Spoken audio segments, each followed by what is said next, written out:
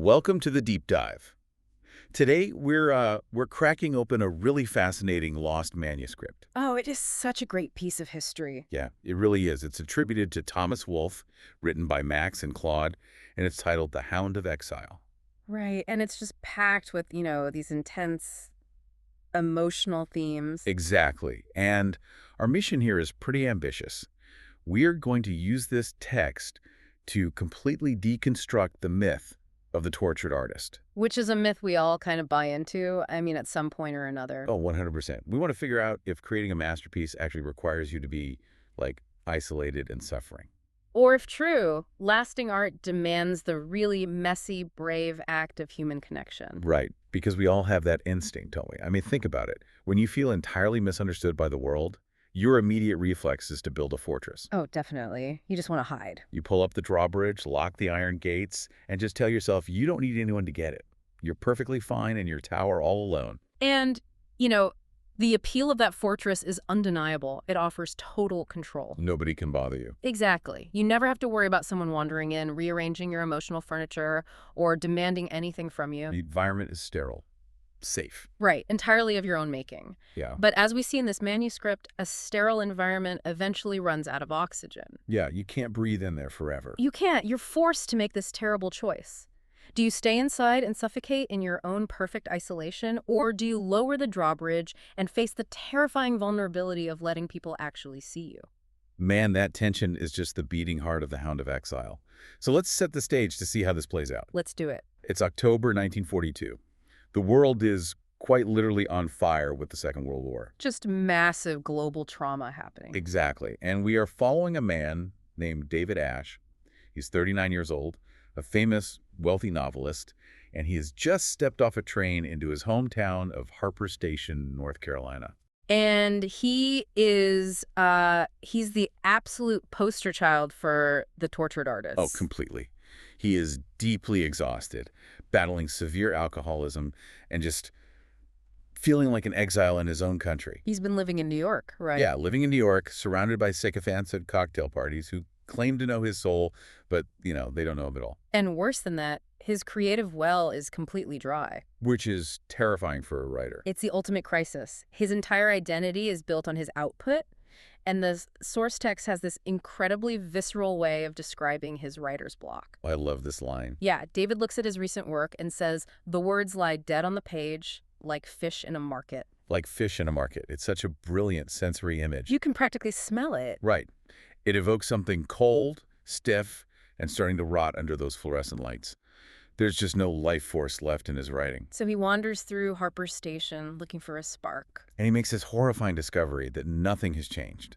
The water tower, the local drugstore, the streets. It's all frozen in time. It's perfectly preserved from when he left at 17, which is the worst possible realization for him. Because if the town hasn't changed. Exactly. It means he is the one who changed, and not necessarily for the better. Right. He goes to look at his childhood home, and strangers are living in it.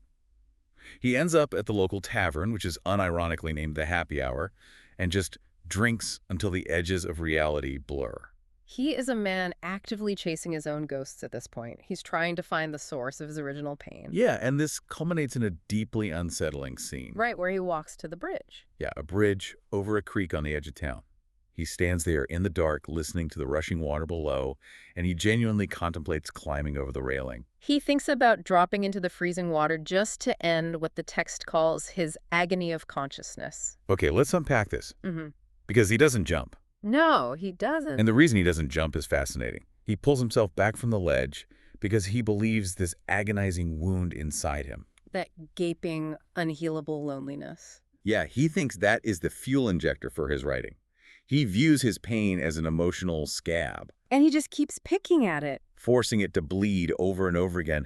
He is absolutely terrified that if he allows the wound to close, the resulting scar tissue just won't be interesting enough to show the world. He thinks his creative engine runs exclusively on raw misery. What a terrible way to live. It really is. What's fascinating here is the psychological trap David has engineered for himself. How so? Well, he believes that to be a true artist, you must remain the ultimate untouched observer. Ah, right. standing behind the glass. Exactly. You have to stand behind a thick pane of glass, meticulously taking notes on how other people live, love, and suffer without ever letting their lives touch yours. He's confusing self-imposed emotional starvation with artistic integrity. Spot on. He believes that his isolation makes his perspective pure, when in reality it's just making it incredibly narrow. He's staring into a mirror and convincing himself he's looking through a window. That's a great way to put it. But, you can only describe your own reflections so many times before you just run out of things to say. Your own pain gets boring, even to you. Yeah.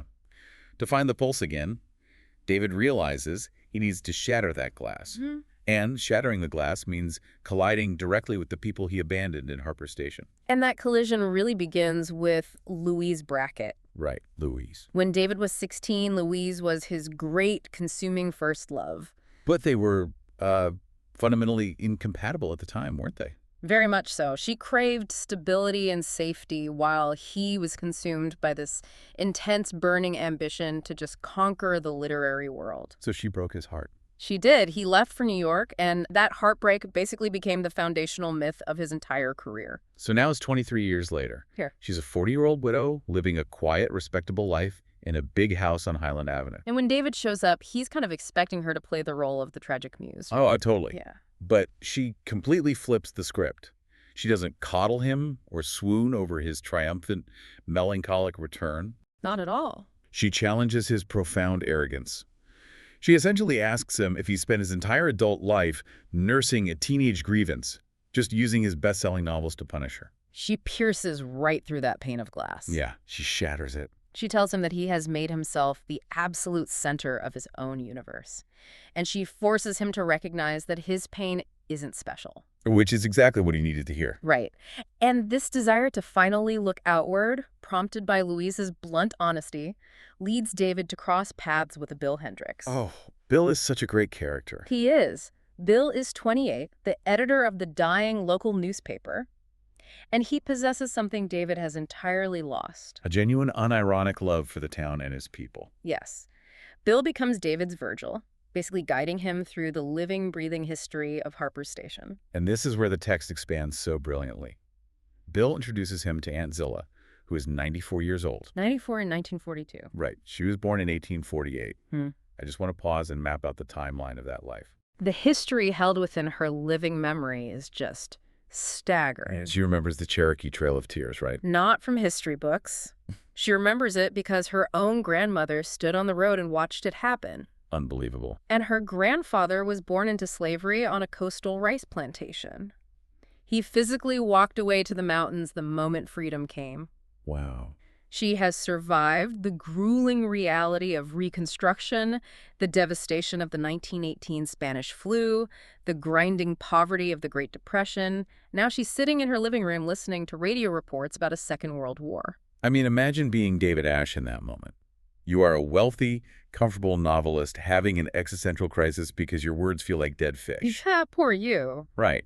And you sit across from a woman whose family survived the Trail of Tears and chattel slavery. Yeah. The sheer scale of her endurance just completely flattens his narcissistic depression. It really puts things in perspective. Then the bill introduces him to Doc Withers. The 70-year-old town doctor. This man has literally delivered half the population of the county and signed the death certificates for the other half. He sits with David and talks about the sheer random cruelty of biology. The children he couldn't save from entirely preventable diseases. It's heartbreaking. He confesses that 40 years of watching good people suffer pointlessly has completely, systematically cured him of his belief in God. These individuals aren't just colorful local characters introduced to give the novel texture. No, not at all. They are profound, breathing testaments to human endurance. They carry weights that make David's romanticized writer's block look almost offensive. It really do. But hold on, let me push back on David's motives here for a second. Okay, let's hear it. Because I was reading these encounters in the source, and a very cynical thought occurred to me. Is David actually honoring these people, or is he just trading self-obsession for voyeurism? That is a very fair point. I mean, he stopped staring at his own belly button, Yeah. sure, but isn't he just looking at these vulnerable, real townspeople and seeing a quarry? Isn't he just mining their trauma for raw material so he can run back to New York and write his next blockbuster? That is a highly critical yet entirely necessary question to ask. And actually, even Louise pushes him on that exact point in the text. She does. She's wary of his sudden interest in the locals. Right. But there's a fundamental psychological shift occurring in David's internal monologue here. How so? Previously, his books operated as mirrors. He only wrote about other people to reflect his own emotional state back at himself. Ah, I see. But now they're truly becoming windows. He stops treating their lives like a quarry to be extracted. He discovers the truth of this pivotal line in the manuscript. Which is? All life is remarkable if you pay attention. Wow. He is learning the difference between extracting a story and truly witnessing a life. So he's moving from the childish demand of, like, look at me suffer, to the profound observation of, look at what we all endure. Exactly. It is a massive evolution. But, observing other people's lives, even with deep, respectful empathy, is still ultimately just observing. You're still holding a notebook. Right. To truly capture the depth of the human experience, David can't just be the town's compassionate biographer.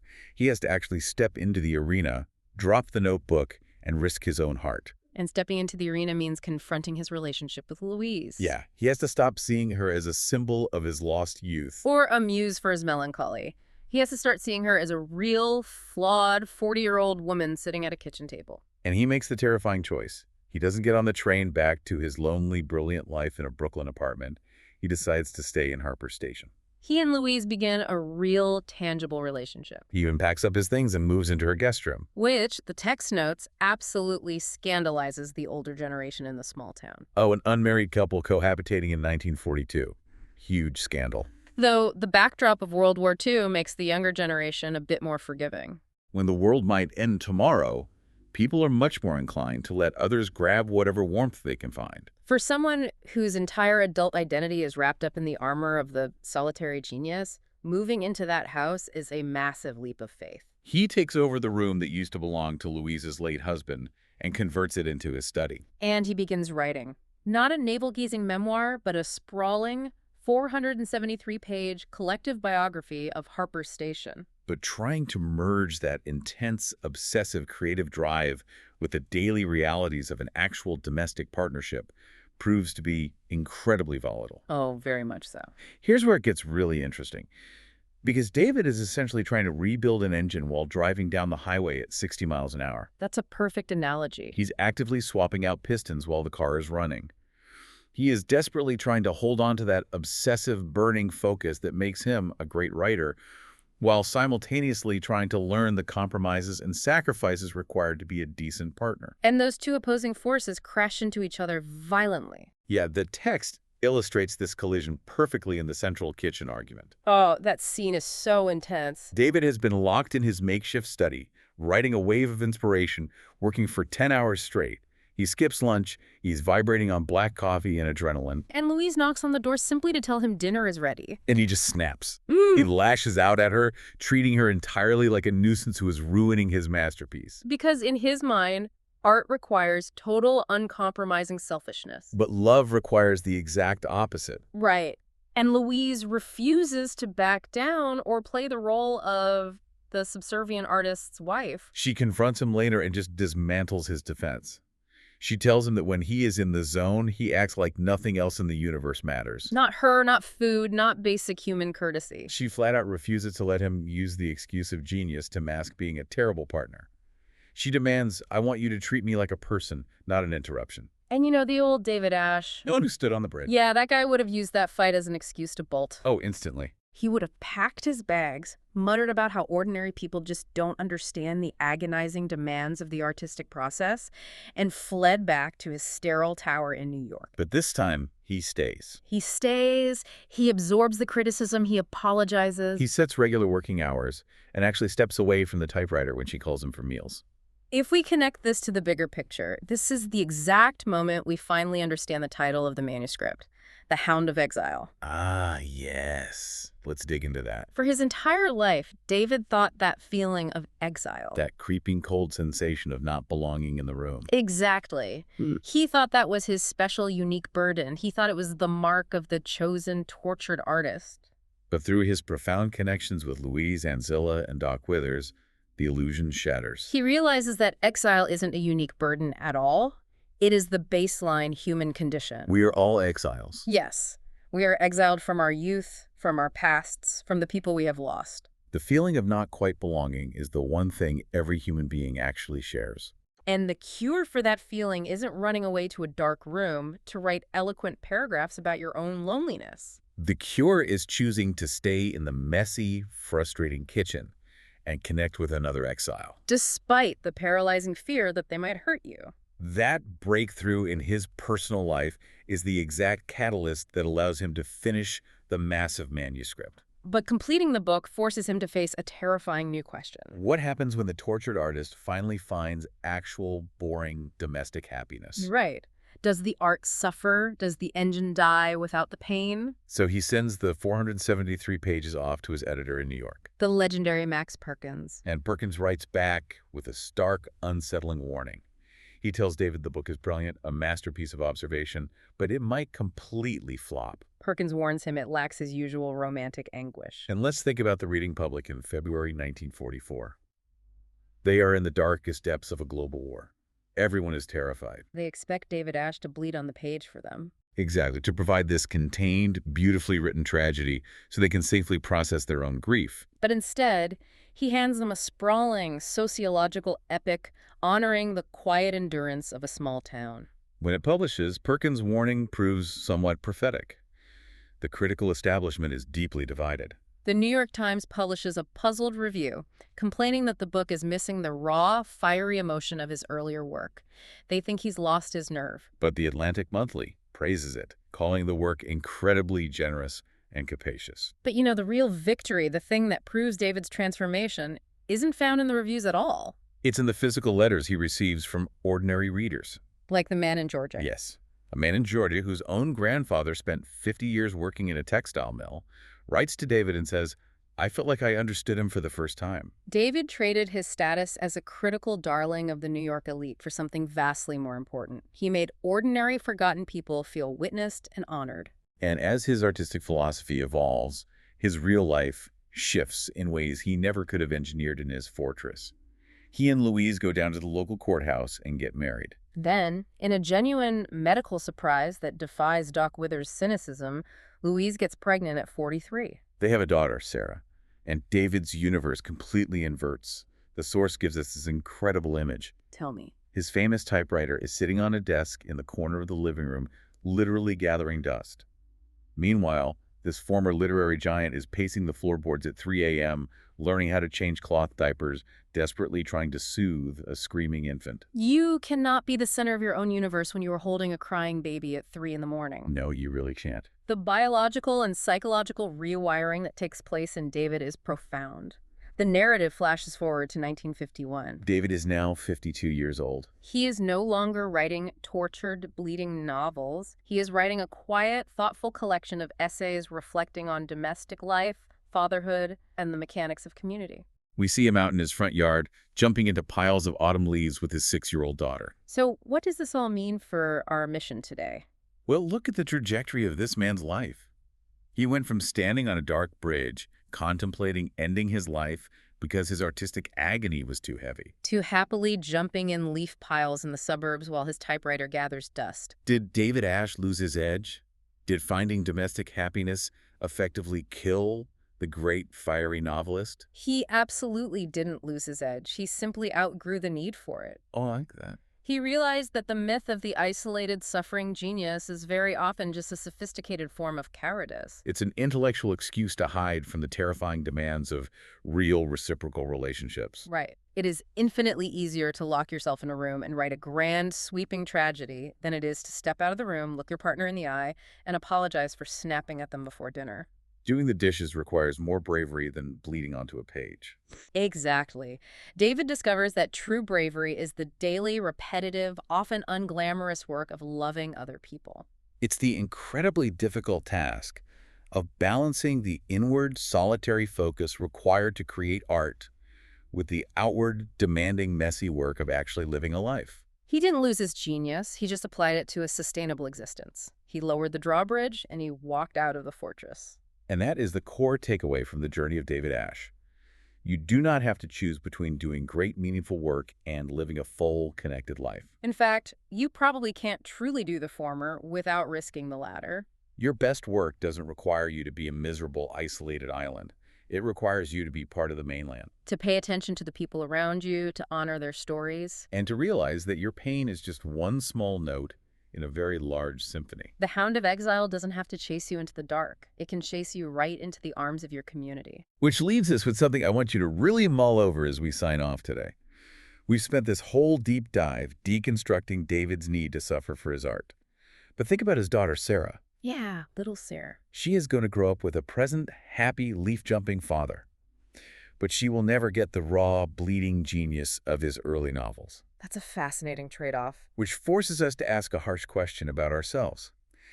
As consumers of art, are we complicit in the tortured artist myth? Ooh, that's heavy. Do we secretly prefer that our favorite musicians, writers, and painters stay isolated and miserable just so we can consume a slightly more beautiful tragedy? Are we the ones keeping them in the tower? Wow. Think about that next time you listen to a heartbreak album. The drawbridge is down. Yeah. You just have to decide if you're willing to walk across it.